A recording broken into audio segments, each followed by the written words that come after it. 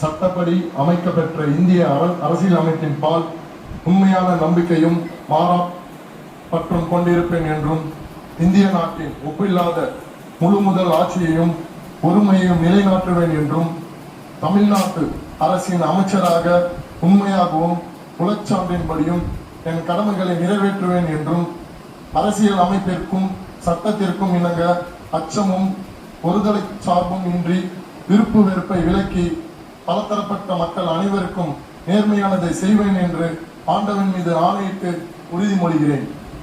நான் டி. சரத்குமார் என்னும் நான் தமிழ்நாட்டு அரசின் அமைச்சர் என்ற முறையில் எனது கவனத்திற்கு உள்ளாவதும் தெரிய வருவதுமான எந்த பொருளையும் அமைச்சரின் கடமைகளை உரியவாறு நிறைவேற்ற தேவையான அளவிற்கன்றி ஒருவரிடமோ பலரிடமோ நேர்முகமாகவோ மறைமுகமாகவோ அறிவிக்கவோ வெளிப்படுத்தவோ மாட்டேன் என்று ஆண்டவன் மீது ஆணையிட்டு உறுதிமொழிகிறேன்.